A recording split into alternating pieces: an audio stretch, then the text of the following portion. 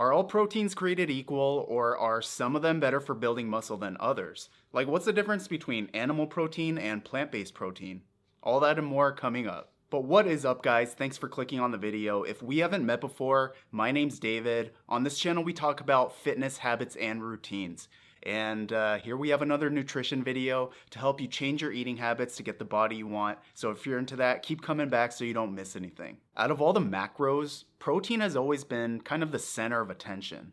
The golden child when we're talking about building muscle and sports nutrition, and for good reason. Out of all the nutrients, it's probably the most important for building muscle, but there's a whole list of other stuff that it does that I won't get into on this video. This is just about building muscle. But when you eat protein, your body breaks it down into amino acids. There are 9 essential amino acids that you have to get from the food you eat because your body can't create it any other way. So when we're talking about protein quality, a couple things to consider. The first is, does it have all the essential amino acids?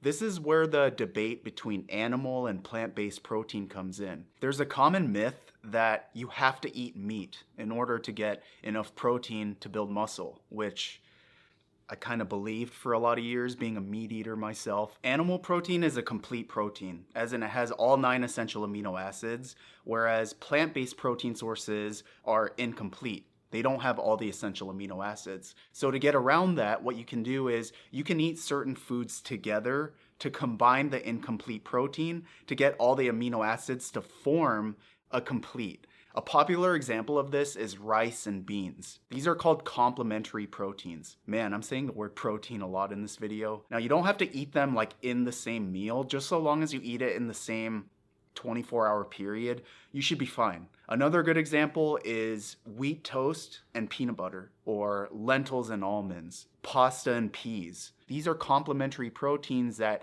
can help you get all the protein you need being a vegan or vegetarian, or at least cutting back some of your meat consumption. I will say that if you're just getting plant-based sources of protein, you have to be more mindful with how you go about doing it, because if you eat meat, it's easy to hit the protein you need every day without overeating carbs and fats, assuming that you're eating lean sources of protein. But if you're only getting your protein from plant-based sources, a lot of times there's a lot of carbs built into that. So you have to be more mindful to not overeat on the carbs or fats throughout the day because you're getting that built into the foods that you're eating. One way to compare different foods and look at which proteins are the highest quality is to look at which foods have the most leucine. Leucine is one of the essential amino acids, and it's probably the most important one for building muscle. So if you look at the list of foods that have the most leucine, you'll notice that whey protein is at the top, followed by casein supplements. Milk is also high on the list. Eggs, salmon, pork, all the standard meats, chicken breast, ground beef,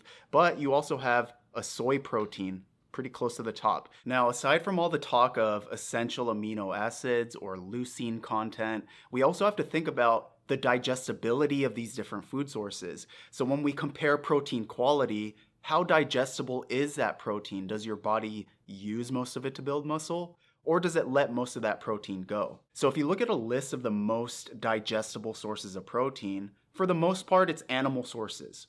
Plant-based proteins are not as high on the digestibility list because your body just prefers animal-based proteins, I guess. I think there's a different way to look at digestibility in that when you compare 2 different food sources, is it in the form that's most optimized to be broken down and turned into muscle?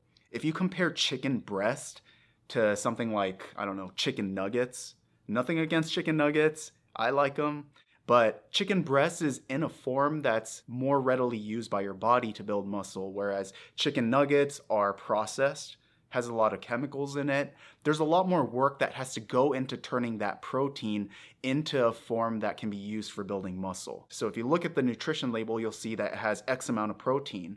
Doesn't mean that that X amount of protein is the same as getting X amount of protein from its true form. Like, your body might not use some of that. And so those are things you have to consider when you look at the digestibility score of the protein sources you're eating. If you want higher protein quality, try to get protein from a variety of sources. I think that's the best practice in general. If you're vegan or vegetarian, there's hope.